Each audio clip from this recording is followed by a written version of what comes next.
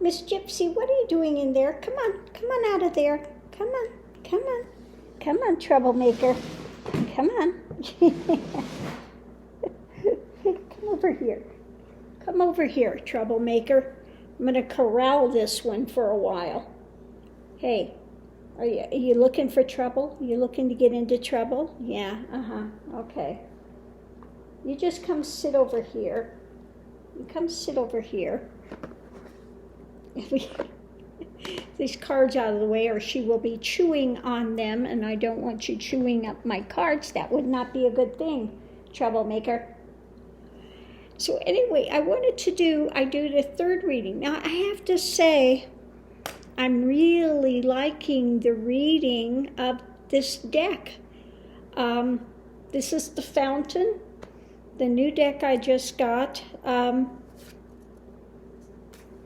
Yeah, so let's look and see what I got. This is the Nashville blow-up again. Now I wanted to take one subject, and let me go backwards here so I can lay these out again in the right order. We'll go through and do the read on this. I have to say this was a very easy deck to read.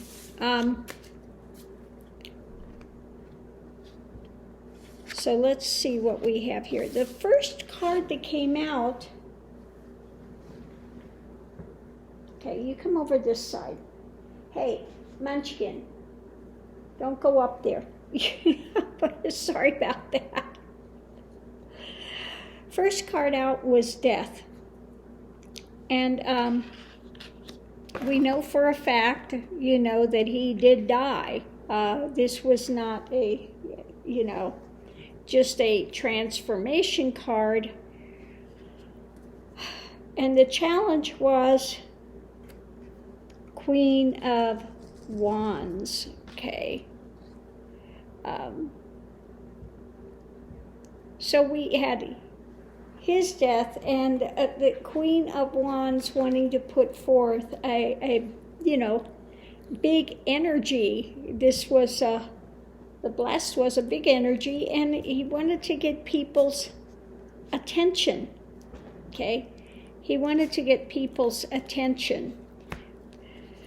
So what we had here, his conscious thoughts were about moving on, okay? This was the end of this path, death, and the Fool, okay, jumping out into the unknown. I like the looks of this one. Jumping off into the unknown to his next adventure, So again, we have the Death card and then jumping off into the challenge was this big energy when when the explosion was going to happen. So what we have subconscious was the devil, just these dark things and just turmoil and things that were going on with him driving this. Recent past was the Chariot. Again, the devil, these unproductive thoughts driving him. And he was feeling as if the recent happenings was defending, having to be on a defense all the time. Just back off, driving thought. So I'm going to end it. I'm going to go on, and I'm going to go out with a big explosion. I'm going to go out with a big bang. Okay. How he sees himself as emperor, as taking charge of holding this up, and it looks like analyzing things, and it's kind of like he had this flash and analyzing things, and this was his way of strength, okay, to go out. Now what we have here under these unproductive thoughts, devil, how other people are seeing the surrounding things, is the moon card. A little bit of lunacy, okay? So these dark, unproductive things, the devil above, the moon underneath, really is showing somebody of an unbalanced mind, just rolling on unproductive things. When we had the chariot above, below it, the hopes, wishes, or fears was about wish-fulfilling card. And, usually this is a card of the happy merchant, wish-fulfilling cards, wanting to see a turnaround for people, for beneficial things. And the future going forward was that of just that energetic showing. So what we have here, he was going to go out with a bang, that energetic showing, the death of and with energy and power, okay? Hey, hey, troublemaker, what are you doing? Gypsy, yeah, poor Mr. Max. Look at this face.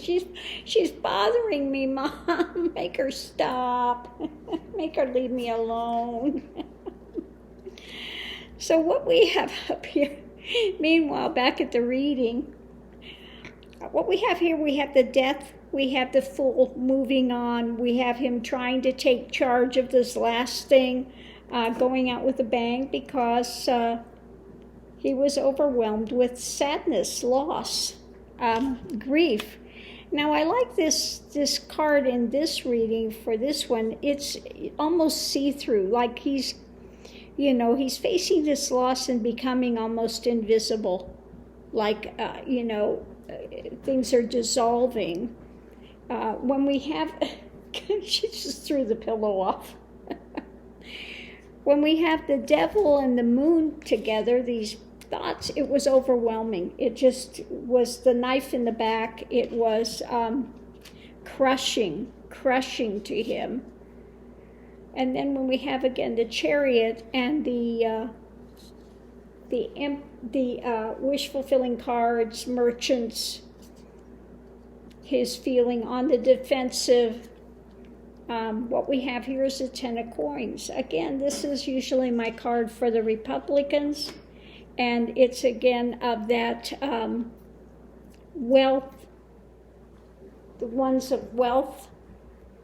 Miss Gypsy, quit picking at him, Miss Gypsy. When we have this facing of loss and this crushing blow, what we have put together with those is the guy, with wealth. This would be like Trump, somebody of wealth that's just out of touch. They're happy, they're secure, they're sitting there, and we've got these people facing loss, crushing blows, and he's just sitting there oblivious to what's going on with people. When we have, again, that crushing blow, the 10 of swords, just can't take anymore, and we have the 10 of coins, the repugly uglies, we have overwhelming emotion with that. It's just, and the last thing, when we have the one like Trump, King of Coins, sitting there smug, and we have this emotional upheaval this guy is going through. The last card is just 3 of Swords, just absolutely in pain and can't take anymore. So his defense is to go out with a bang. Death. He wanted to do it, but he wanted to warn people. It wasn't about harming people, taking a lot of people out. He didn't want them to think it was a terrorist act of that type. But it was a message to the powers of be. And I think it was interesting that it was an AT&T, a place of communication. It's like, you guys aren't hearing me, okay?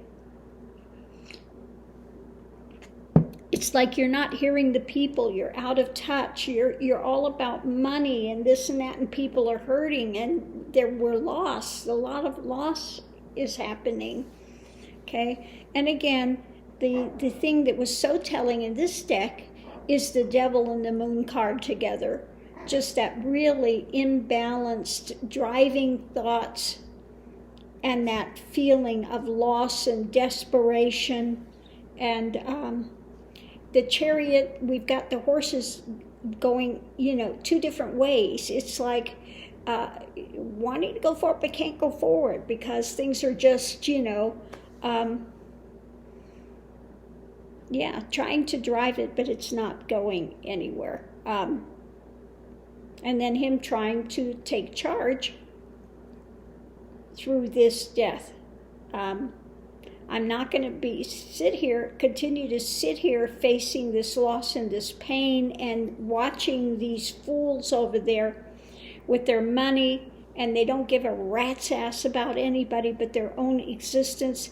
It's too much. I'm out of here. I can't take it, but I'm going to make my statement and you're going to remember me. Okay? I'm taking out Trump, and they're going to remember me. I'm taking power here, okay? I'm taking power. And I think he feels that sense of loss and that pain, because what's in the middle of those two is the card of, like, Trump.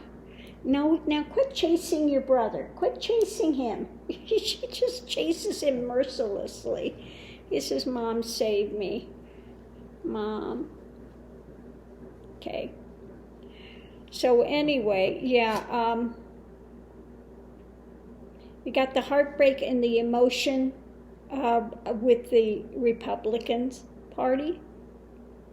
Just heartbreak, a lot of emotion about them. Maybe he was at one time a Republican, could be, and he just sees what they're acting and how they're doing now has caused a lot of emotional upheaval as well.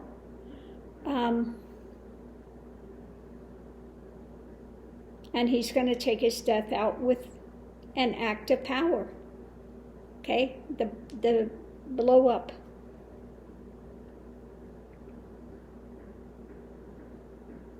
And the Fool off on a new journey. Okay? Jumping off point. So out of the three decks,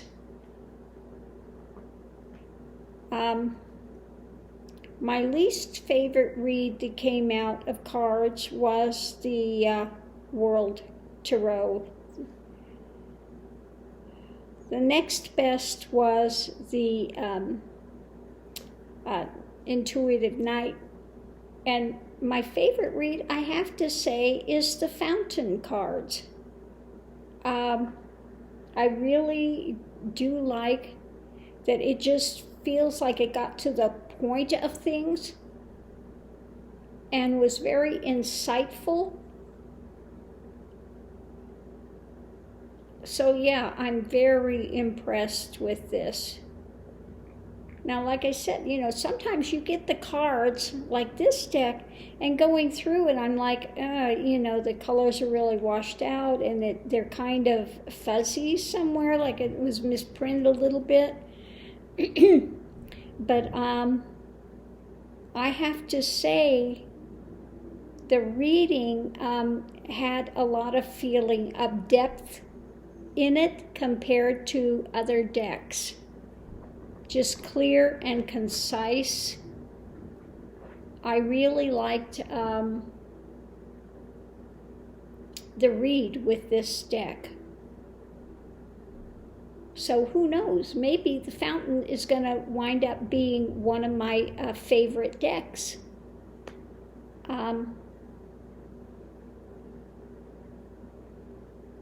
Yeah, it's still Rider-Waite, but it's very updated symbology.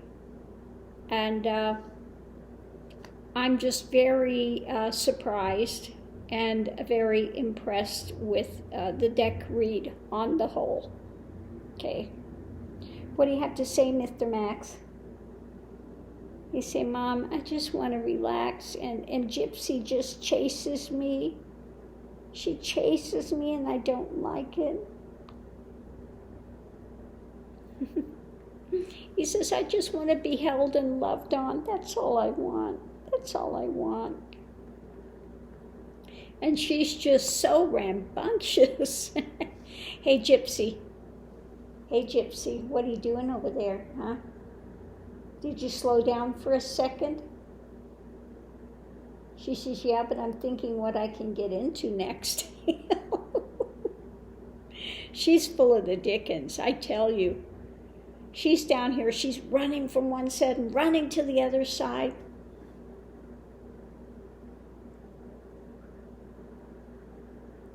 She is not a submissive personality, okay? As you can see, Max is here. You can turn him upside down. He's very relaxed. So he's more of a submissive personality. You know, he just wants to be left alone. Now this one, you go into turn her upside down. Well, she's gotten much better. But see, she immediately wants to turn over. She is one that will fight being... She doesn't want to be submissive.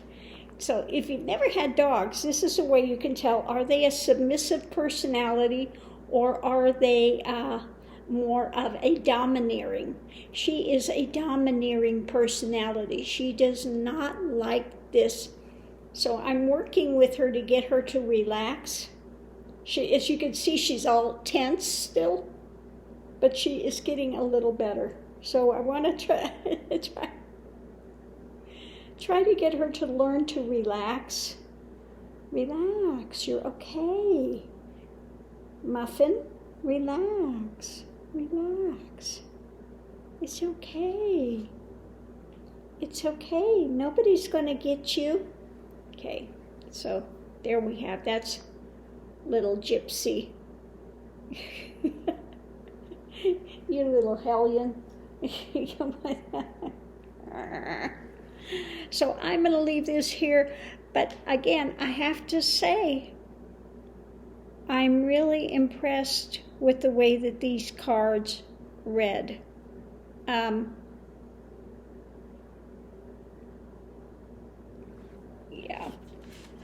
These were not cheap, this deck, but I might get another deck of these. I think these, I might try to trim these, trim it all the way down and just see how it reads, and then get another deck that I keep, you know, with the border on it. But yeah, I'll do some more reads and we'll see how these come out. But so far, I really, really like the way that this deck read. Very concise, very to the point, no messing around, and it was very clear. You know, some decks you get them and you see the symbology, and okay, and I do love, like I said, the Rider-Waite decks, but this is a really updated version of that, and I'm very, very surprised. You know, some decks you think you get it, and then you look at it and you go, well, I don't know if I'm that attracted to it. I'm not real big usually on these really muted colors and stuff. But I'm very, very, very surprised at just how easy the reading was with this deck. Okay, the Fountain. So I'm going to do a couple more readings with the Fountain and just see. You know, you're always looking, as a reader, you're always looking for that perfect deck that just is an ease of read, that gives you depth, that gives you insight as to as to what you're reading about. You would love to find that single deck that does it for you. You know, at least I continue to look for that deck which brings everything together and is just, you know,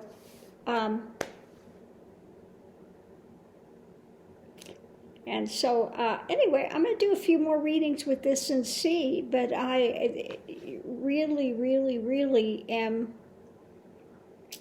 taken aback by the deck, the fountain deck.